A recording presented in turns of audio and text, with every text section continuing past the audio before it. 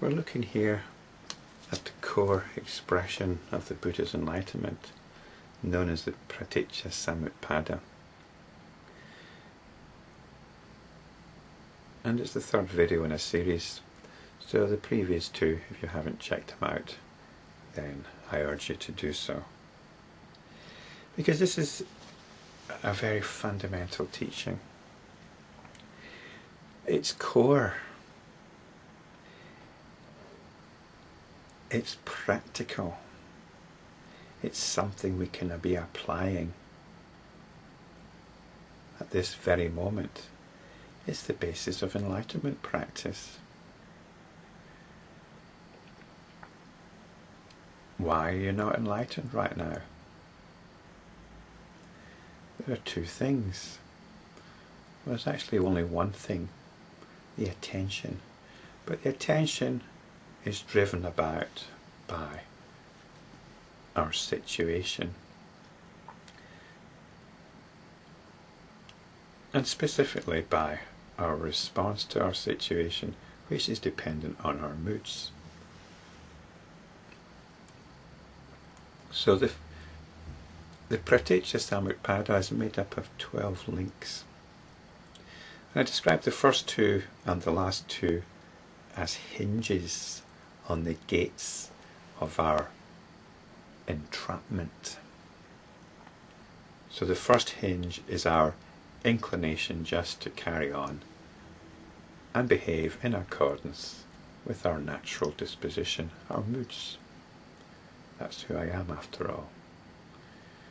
The second hinge, though, is about how we reinforce that.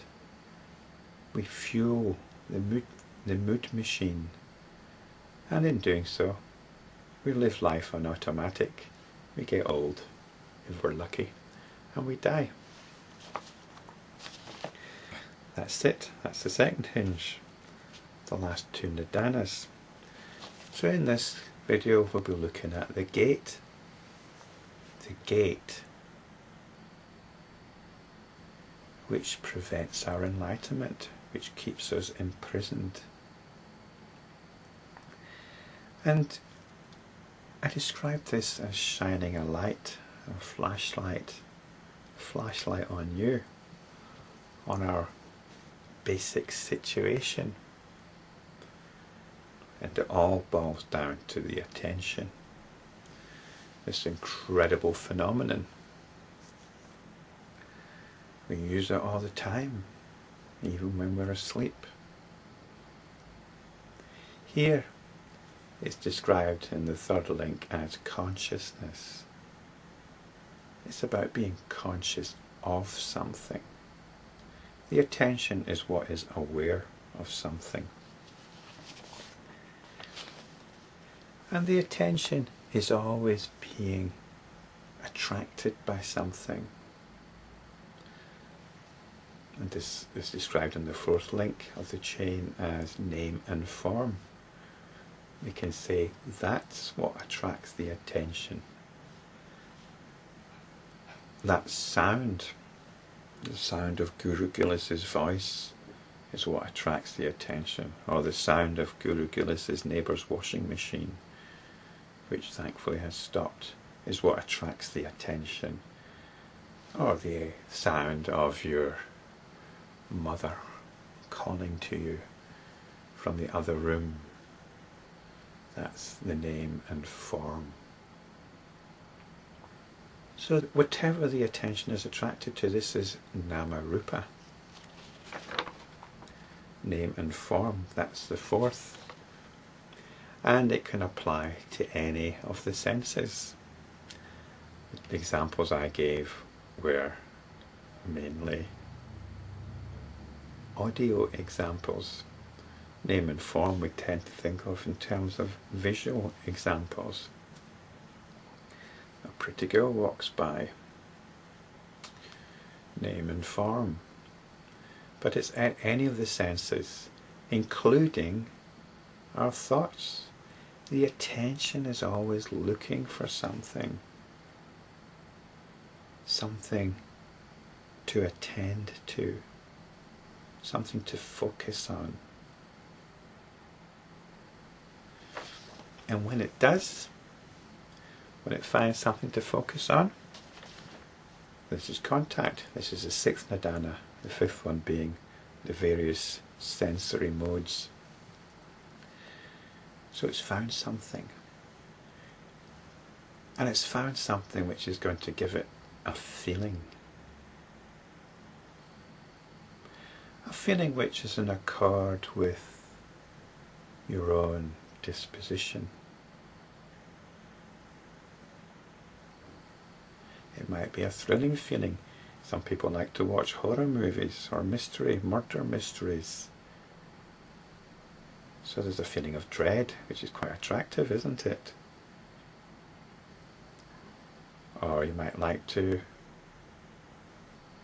have sexual feelings. So you'll let your attention be drawn to something which provides sexual feelings. And so on. So this is contact and feeling. And this is the pattern. This is the pattern. The next nidana, the next link in the chain, is described as desire or craving.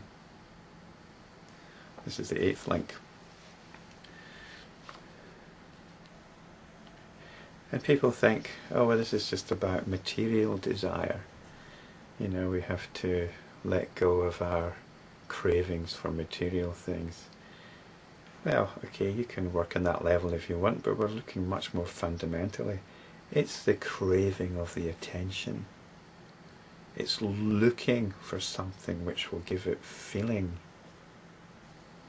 It's the craving for feeling. The attention is thrashing around. If we can't find something out there, we'll go in here and have a nice reverie. Perhaps when we're lying in our bed in the morning, ignoring our alarm, and getting into a nice reverie, we're finding somewhere to put our attention to, which is giving us some nice warm comforting thoughts for as long as we can hang on to them. This is desire, this is craving. And it's more than that. It's clinging. We don't want to let go. We are locked into this. This is the next link in the chain. This is clinging. And in this way, we are reinforcing our own moods. We're creating our own reality. This is called becoming in the next link, the 10th link. We don't need to worry about all these links though. What we need to do is see that this is how we are.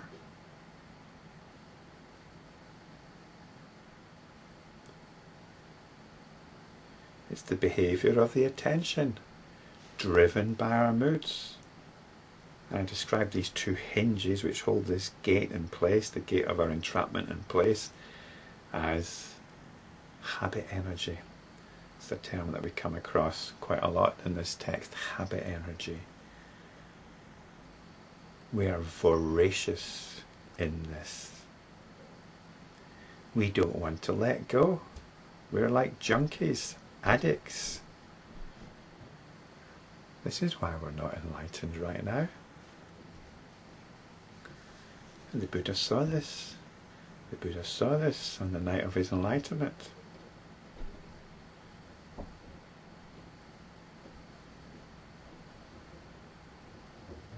Once we see this, well, what's next? Well, what's next is verse 295.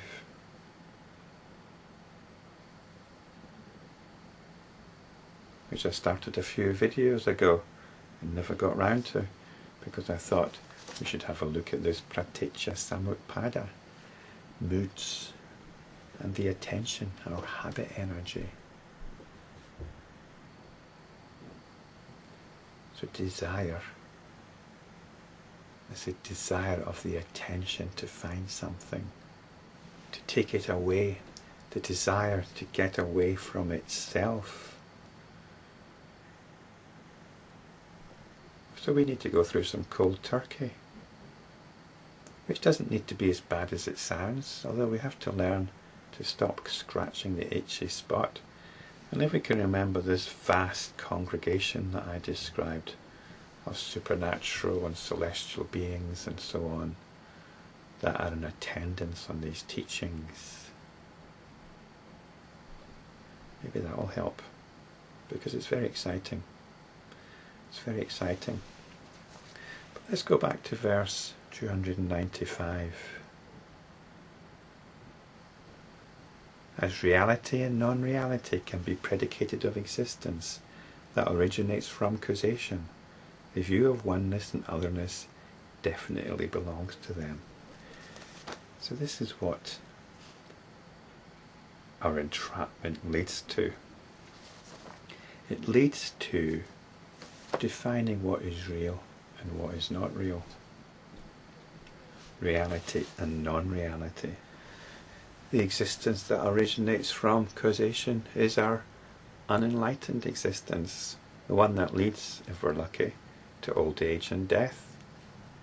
And what's real for us is what the attention is driven to. And to do this, it has to make distinctions, has to discriminate between this and that, one and the other. So it's caught up in this process of looking for something to engage with. It's driven by this desire, this need to see distinctions out there. And this is the point. This is where we go to next. We have to look at this tendency to see distinctions, because this teaching is telling us this is a completely spurious process. There is nothing to distinguish one thing from the other out there. Now hopefully you'll be at least a little bit affronted by this, annoyed even. And that's good, because that means that your predisposition, your inclinations are being challenged, and they have to be.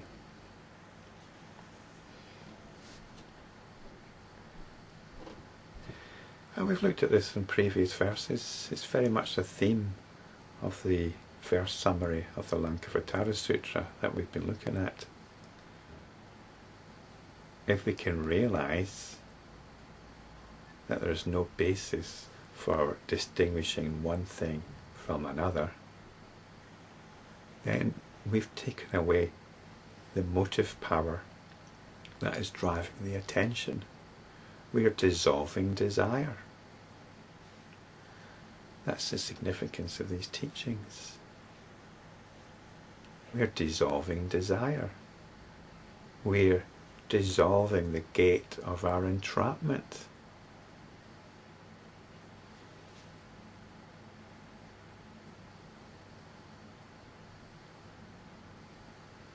And now have the possibility to enter into the enlightenment of the Buddha.